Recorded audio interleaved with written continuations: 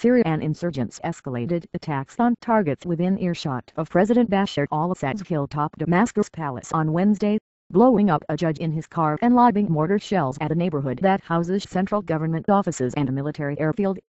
The assassination of the judge, reported by the official news agency, SANA, was the second high-profile killing of a top Assad loyalist in the Syrian capital in 2 days, and added to the impression that the Syrian insurgency had intensified in the face of sputtering international diplomacy aimed at resolving the 20-month-old conflict. The latest mayhem coincided with news reports that Turkey, one of Mr. Assad's most strident critics, was considering the deployment of Patriot missiles along its border with Syria to protect insurgent safe zones there from Syrian aerial assaults. If carried out, deployment of the missiles, which could easily shoot down Syrian helicopters, warplanes or missiles that veer close to the border, would represent an escalation of military tensions between the neighbors. Sana said the judge who had been targeted, Thabit Natwa, died instantly when a remotely detonated bomb exploded under his car. On Tuesday, Sana said gunmen assassinated Mohammed Hossam al-Layam, a prominent agricultural expert and brother of the Syrian parliament speaker, in a central Damascus neighborhood while he was driving to work. The news agency attributed both assassinations to terrorists, the government's catch-all term for Mr. Assad's opponents. Activist groups said the judge's assassination was part of a particularly violent day in the capital, during which at least 4 mortar attacks shook the Meth 86 neighborhood, the hilltop enclave populated by Mr. Assad's minority Alawite sect near the presidential palace. Activists said the attackers had been aiming for the palace, but the mortar shells hit the administrative offices of the prime minister and a military airfield. It was unclear whether there were casualties.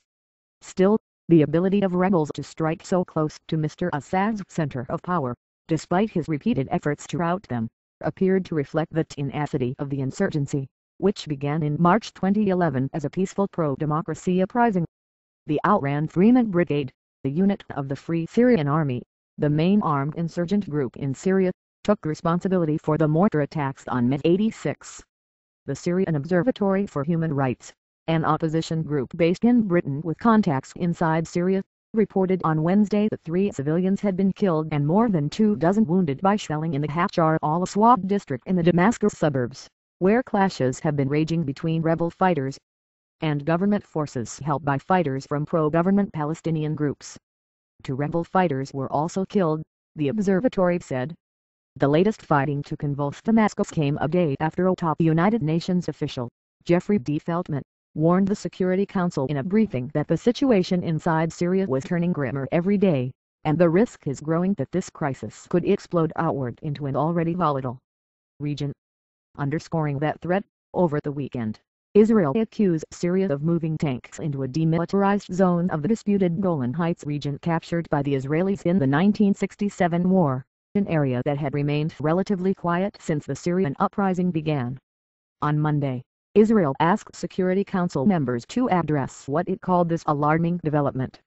Mr. Feltman, the Under-Secretary General for Political Affairs, told reporters at the United Nations that he was concerned about the new Golan tension and called it another example of spillover from areas that had been previously immune from fighting. Mr. Feltman also expressed hope that the Security Council can come together and act in a unified fashion on Syria, as this would be critical to any peace effort. There was no sign of that. The Russian Foreign Minister, Sergei Lavrov, held talks on Tuesday in Jordan with the highest-ranking defector from the Syrian government, former Prime Minister Riyad Farid-Hajid, who attacked Moscow's enduring support for Mr. Assad as unworkable for political transition. Remarks by David Cameron, the British Prime Minister, that Mr. Assad might be granted safe passage out of his country as a means to end the fighting also caused a stir, with his office quickly stressing that he did not mean that Mr. Assad should not be prosecuted. Mr. Assad, whose family has dominated Syrian politics for decades, has shown no intention of residing or seeking to leave Syria. Lakhdar Brahimi, the international envoy to the conflict representing both the United Nations and the Arab League, warned that unless there was a greater international effort, Syria risked becoming another Somalia, which, as a failed state, became a fond of international piracy and other terrorist problems for 20 years.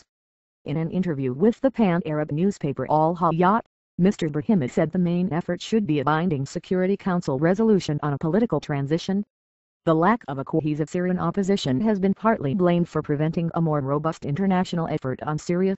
Efforts to create a more unified coalition of anti-Assad groups sputtered along this week in Doha, Qatar, where a meeting was scheduled for Thursday to try to implement an American-backed plan to broaden the opposition to include more factions, including more representatives of the military units doing the fighting.